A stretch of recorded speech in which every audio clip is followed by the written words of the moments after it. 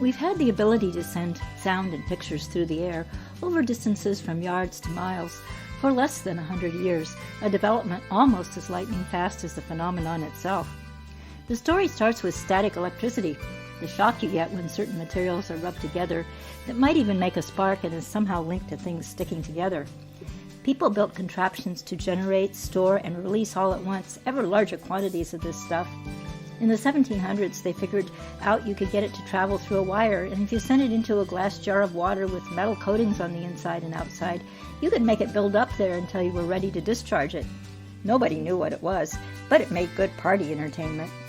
They had no clue at the time, but they were on the road to building radios, a word that didn't come into use until the late 1800s. Many people were experimenting with what they now called electricity and magnetism. A young mathematician, James Clerk Maxwell, was interested in the phenomenon. Maxwell had been educated at home, and when he went to school, he was teased by his classmates for his accent and unfashionable clothes.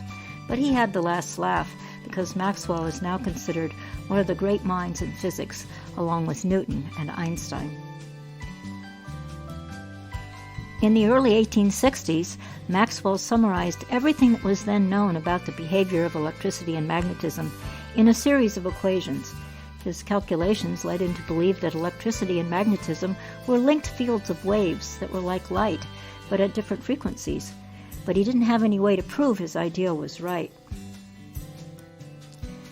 That didn't happen until 20 years later, when Heinrich Hertz was doing experiments with making sparks leap across a gap between two metal rods. In one experiment, he had two such devices joined together and saw that a spark created on one device produced a spark in the second one at the same time. Intrigued by this result, he separated the two devices by many feet and discovered that the spark was still produced in the second device. Clearly, something invisible had traveled through the air between the devices. Hertz's experiments validated the calculations made by Maxwell years before and became the basis for our knowledge about electromagnetic radiation. When asked about his discovery, Hertz said he didn't think it had much practical use. Nobody believed that these waves could travel more than about half a mile, and thus they were useless for communication. Not so Guglielmo Marconi, who worked on equipment for generating and transmitting electromagnetic waves in the attic of his house. When he was 20, he sent electromagnetic waves across a room to ring a bell.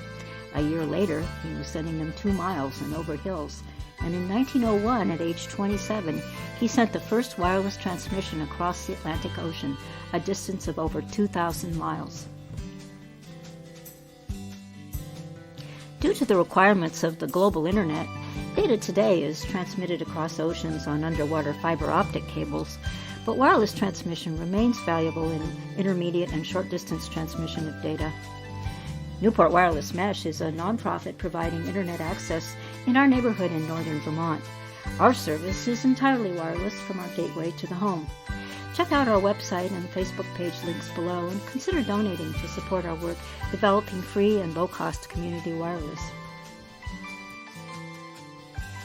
Marconi's devices used Hertz's spark gap to generate radio waves. It could generate on or off signals, thus it could only send messages in Morse code, like the telegraph. In order to carry voice data, a device was needed that would generate a continuous wave.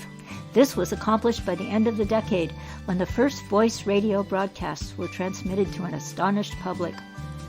Although all the parts have gotten smaller and there have been many improvements, the essential components of a radio were now in place to allow all the wireless applications we have today, including cell phones, which use several radios. See our other videos listed below to find out more about wireless internet.